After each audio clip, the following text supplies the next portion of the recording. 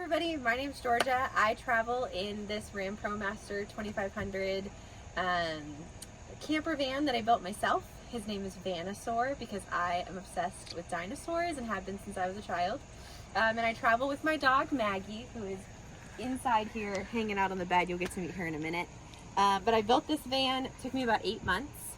I got it from a auto dealership that had worked with an HVAC company. So it had had a previous life, but not a stressful one, which was nice. And I built it out all myself, learned everything through watching YouTube videos of other builders, through doing what we called the online van life academy that I joined, which was really helpful. And then also just reading a lot of stuff online. But got connected with some other van life people through an incredible build shop in the Midwest called Midwest Van Builders. Way to go, Johnny's Journey. Helped me install some windows, which was the last step in my build process. So in here, the goal was for it to look really cabin feely.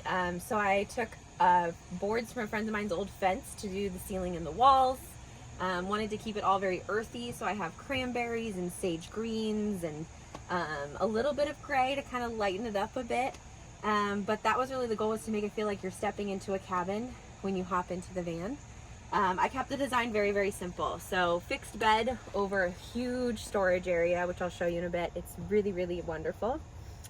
Really simple cabinetry. My closet is here above my bed. My kitchen pantry is here above the kitchen. So nice and easy to have a lot of stuff stored in here. These I keep like dry food packs. So right now it's all like dry Indian food that you just have to heat up with water and then you have a meal. Really all the rest of the storage in here inside is right over here. So I have my main drawers. They're all custom made, but I did work with a company from, I think it was called like the Cabinet Store or something online. You send in the dimensions and they send you the pieces for the drawer boxes. So they're all 22 inches deep and nice depth, so you can really fit a lot in here. So there's a lot of stuff there. Then my other drawers, I really just have my bathroom drawer. I have my odds and ends drawer. I always say if I ever make friends in the van, I have games to play. Not that I've actually played many of these games with van people, mostly friends and family that I visited. But kind of the odds and ends drawer, cards, books about places I'm going to be traveling to, a sewing kit, because you never know what's going to break. Gotta have tools and you gotta have a sewing kit. This is my main kitchen cabinet drawer, so all of my pots and pans and cleaning and plates and cups and cutting boards all really fit nicely in there. I do have a bin in the back for extra stuff, so like my little waffle maker's back there. I make sourdough English muffins while I travel, so a lot of that stuff is back there. Stuff that I only use maybe once a week lives in the back. So this is really my like day-to-day. Yeah, so this is my little Dometic fridge. He's tiny, 2.5 cubic feet.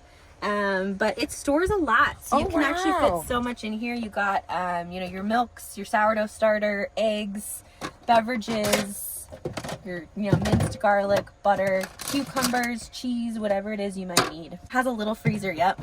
Nice. Very tiny. You can't actually fit a pint of ice cream in it, though. I tried once. I am primarily plant-based when I travel, so that does make the small fridge work okay, because I'm not trying to put a ton in it, so. I did everything custom. I am about 6 feet tall, so I wanted a tall kitchen cabinet, so it does come nicely to my hips.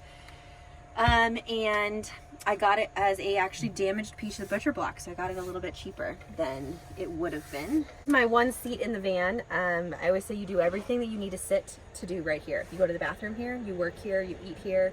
It's the one chair that we have here in the van. But down in here is my composting toilet. Okay. So it's just right in here. It's got 2 little doors. You can open up and go to the bathroom so you nice bought and easy. that one. I did, yes. So it is a Nature's Head composting toilet. I know some people will like make their own. I decided to just go with the pre-made one. Most expensive toilet I'll ever buy in my life. But yeah, I also went bougie with the bed. I will tell everybody that does a camper, get a nice bed, because you need to sleep and you need to sleep well. So I have a 9-inch mattress, 400 thread count sheets, feather pillows. Like, you gotta go nice when you build a bed. In the safety corner, which is probably my mother's favorite corner, the smoke detector, the carbon monoxide detector. Very important to have right there. Yep, this is one of my coworkers sent me this. I sleep around. I love it. And you installed these lights? I did. So they're just little puck lights, 12-volt lights, and then I also have lights here above the bed as well. I'm trying to think other things. I have a Max Air fan that brings in a nice amount of air right above there, and then it works with this skylight here in the back, so you can kind of get a nice airflow. I know a lot of people do 2 Max Air fans. I decided to do 1 because I wanted to be able to see out, and that's actually how I access my solar panels to clean them. And this is Miss Maggie. Hi, Maggie. Now, are these fixed here, or what do you do when you're driving? Yeah, so some of it is fixed. Like this stays exactly where it is. I put museum gel on the bottom, and so it doesn't move. You have to do like ceramics, some plastics museum gel will work with, or glass. So not a lot can stay. This actually all moves. My candles just go in the sink where currently the dirty dishes are. My basil plant goes in the sink, but this is actually fixed here. I generally make my own microgreens. I don't currently have any going right now, but you make microgreens in these like jars with covers, so it's kind of a fun process. And you installed the sink? You did everything in here. I did. I learned how to do a drop cut to install the sink. My mother got a nice cutting board out of it, which she was very excited about for Christmas last year. And yeah, so I did the drop sink, really designed everything. I mostly had the design made before I started building, but little tweaks happened. Like the bench got taller because the toilet was taller than I thought it would be, or I originally had thought to put cabinets, they were gonna go all the way along on this side. And then I realized all the top heaviness in the van was gonna be on this side. And I said, that's probably not a good idea. So I sacrificed the bit of distance. Here you can see the mount actually comes all the way to the center support beam on the roof. So I lost about 10 inches of cabinet space, but I now have weight on this side up above, which I thought was more important than that 10 inches of space.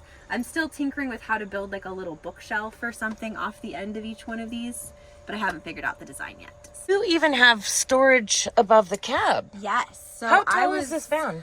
This is the high roof. So I'm 6 feet tall. I think technically it's like 6'3" or maybe 6'4" at its highest point in the van. My dad is 6'4", and I don't think he could quite stand up before I put a roof in or put a ceiling in. But yeah, there's a headliner shelf. I was really fortunate. It was already there when I bought the van. There actually was a partition wall in here, so you couldn't actually get from the cab to the back originally. You took all that out? I had to take that out. That was the first big project. And because of that, there was a headliner shelf already in, so I didn't have to do any work to get that storage at the top. Back here we have what most people call the garage of a van. It's really where you store all the stuff that you don't need on a daily basis, but you do need sometimes in your life. When I first started, it was really just open, and I was shoving a lot of bins and bags and stuff into the back, but it was really inconvenient to try to get to the stuff that was all the way in the back. Essentially my garage is the space all the way underneath my bed. So it's a full-size bed, so it's really deep storage, which is nice, but sometimes hard to access. So I built some shelves here over each wheel well, so you just have a little platform you can stick things in. This side is mostly camping gear, chairs, awning, table, hammock, a guitar, because why not? This size is a lot of unseasoned clothes in the back. So I have a duffel bag full of, you know, winter clothes and things that I'll need, coats, flannel sheets, dresses in case I have to go to the million weddings I'm going to this fall. And then I decided to build this drawer, which is 44 inches deep. So it goes all the way back, the full length. And I can store extra dog supplies, extra bathroom stuff, my laundry detergent, extra garbage bags, my beach bag, which I actually don't go to beaches, but pool bag is probably what I should call it. This is probably one of my favorite things. It's a basket that just folds down, and then you can easily take stuff like into a friend's house if you're just like popping in for a day. You're just like a little Red Riding Hood with your little picnic basket. So that was a great find that I got actually from my Secret Santa at work last year. Yeah, so, and then this is all just custom size storage to things. So my dog's food bin is back here. I keep a small amount in the van and then the bulk of it back here. Extra water, tools, bug candles, extra tools, my second stove, all of my charging cords. So everything is just back here. So did you do all this wiring? I did. I learned all about the wiring. And then actually one of my uncles has a big background in electricity, and so he helped me kind of put it all together and make sure that I wasn't feeling nervous about it.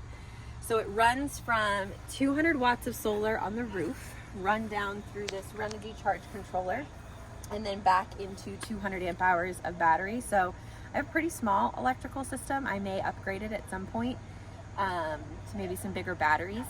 But it works for me most of the time. Every once in a while, if it's been really cloudy for days or I haven't been good at parking in the sun, I get a little low. I'm a little low right now, so I'm letting it kind of just do its thing. I turned off everything inside and hopefully letting it recharge. But yeah, it's a pretty simple system. And then there's lots of fail safes. There's multiple fuses in the lines. There's multiple shutoffs. Everything just to make sure it's as safe as possible. So that was a recent addition. I haven't done the full, what I plan to do, but I added a shore power plug back here. So if I want to plug in, I can plug in. Currently all it runs to is through this circuit breaker and then into these plugs.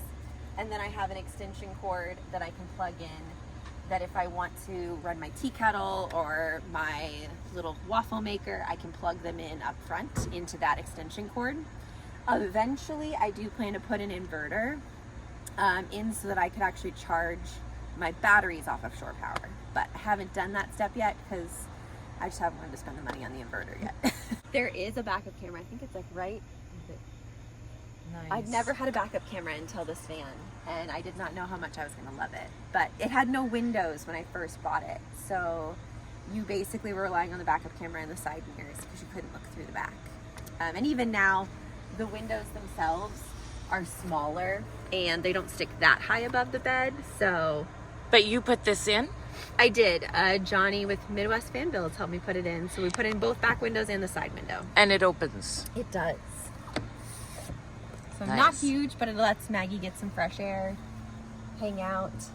If I close it here, you can see her just a little bit through there. And then I like to go to breweries. So one of my things that I do is I collect stickers from different breweries and cideries, and I put them up here on the back panels. Then I'm also trying to go to every national park that you can drive to. So I track my national parks back here as well. So all the ones that are full color are ones I've been to so far. So how much water storage do you have in here besides that blue container? So I only travel with 10 gallons of water. So I have a bluey that's under the sink, and then I have a spare one back here. I do have a third bluey that I'll use when I go up to Alaska next summer. So it'll have 15 gallons of water. But while I'm just traveling around the Midwest or bopping into families' houses more, I feel like 10 gallons is fine. I usually go through probably 8 gallons a week. So nothing too crazy, but anytime I'm somewhere where I can fill up a water bottle, I do, so that I'm not pulling off of my own water. I bought the van for $31,500 when I bought it originally, and it was just a blank cargo van. What year? 2019. I bought it in 22, so it was a couple years old. An HVAC company had been using it for a few years. And then my initial build, so the build I did in the first 8 months, I think I spent about $8,000 on. So at that point I was still just under $40,000 total. Since then I have, really the big expense was adding in the windows, which I think between buying them and installing them was around $2,000. So I think I'm right around $41,000 or maybe $42,000 now. I'm just closing in on I just went over 100,000 miles. And do you know the miles per gallon? I do. So when I'm doing a lot of like long distance traveling, I think I get up to about 26 miles per gallon. But the more I do in city or short driving, I get lower and lower. And right now I think I'm averaging about 24, which is still not bad for a big van. Mm-hmm. It is a gas van. I wanted diesel when I was originally looking, but those are hard to find. So yeah, Vanosaur's done pretty good. He's gone all the way to California and up to Washington.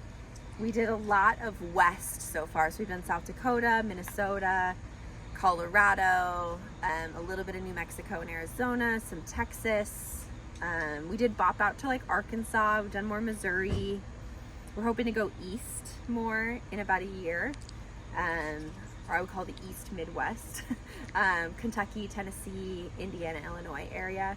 And then in a year and a half, roughly a year and a half, I'm hoping to head up and actually do the entire like Northeast for a summer and a fall. So do all of that. I have 3 goals in the van. One is to go to every state you can drive to, so 49 states. Go to every national park you can drive to, which I think is about 58 of 63, something like that. And then I want to go to every state park in my home state of Nebraska. I actually work full-time remotely for a employee listening company. We do surveys where we really get information from employees and help employers understand how their employees are feeling and what they're thinking and are they engaged. And so I do that full-time, and I work about an 8-hour day, Monday through Friday. And I'm very fortunate. I have wonderful bosses and founders who are super supportive. Workforce Sites Associates, shout out to them. They hired me actually just after I bought the van, not knowing that I was doing the van, and have embraced me the whole time in me building it, me traveling in it, me now doing this full time. So I've been there about 2 years now, which is how I would say it's a little less scary to jump in a full-time van life, knowing you have a steady paycheck coming every 2 weeks. So what would you say to someone that was considering van life? What would be your advice? My first piece is like try it. Like go rent a van and do it. If you think you want to do it, like go do it. There's lots of ways to rent vans. There's so many companies out there. I did my first van life experience in Iceland for a 10-day trip around the island in a very, I would say, way smaller van than this. It was pretty much a bed with like a tiny little kitchen built in behind the driver's seats.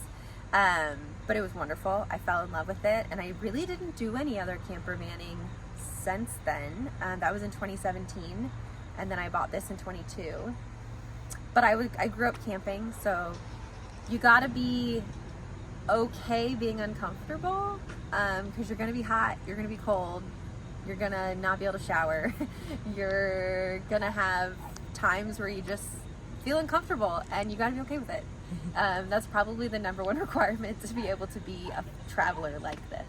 And what would be one tip that you would give to anyone that's concerned about their safety traveling in a van? Yeah, I was really fortunate. I joined a thing called the Van Life Academy, and there's a lot of other women that are on there. So in their forum, they have a lot of great like tips and things that came out. And so I read through all of those. I watched a lot of other people's videos to kind of just figure out like what I needed to do for safety.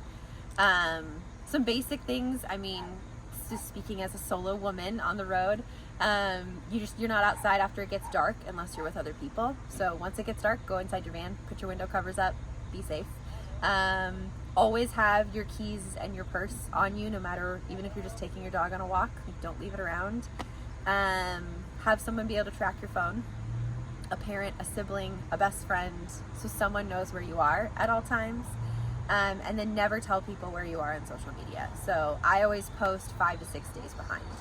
So on my Instagram account, which is Vanosaur and Maggie on Instagram, I post, like this weekend of our van life meetup, I won't post until at least Thursday. So that way I am a distance away from here before I actually tell people where I was. Do whatever is going to make you feel most safe. So if having weapons is going to make you feel safe, have them. If having weapons is not going to make you feel safe, don't have them. Research your options. Make sure you know if you want to cross borders, what you can have. That'll help you probably decide what you feel comfortable with. And then you can be as remote as you want to be, or as in person, like around people as you want to be. You can camp in campgrounds every day. You can camp in the wild every day. It's mostly just doing what you feel comfortable with. And I've only had to do this twice now, I think. But every once in a while, you just got to listen to your gut and drive away. And that's the nice thing is, typically, you probably are able to just hop in the front seat and drive. The van has its own Instagram. It is Vanosaur and Maggie. If you search Vanosaur, you will find Vanosaur and Maggie. And it's really just pictures of our travels. Maggie is the star of the Instagram. She's in 90% of the photos. Every once in a while I make an appearance, and the van is in a fair amount of them. But it's just documenting everything. So I started with even buying the van, building the van, upgrades on the van are in there, travels that we've done. So it's just kind of little highlights. Sometimes there's videos, but most of the time it's still photos. Thank you. Oh, that's nice. Yeah, I just added it. I wanted to be able to have a way to like recline. So with the chair, you can't really feel couchish at all, I guess. And so I built this so you can put your feet out on here and kind of recline a little bit more. And it has the added bonus that if somebody is inside using the table here, you kind of have a table in the doorway, so you can step down here a little bit easier. But it was originally intended to just be like a recliner bottom. Awesome.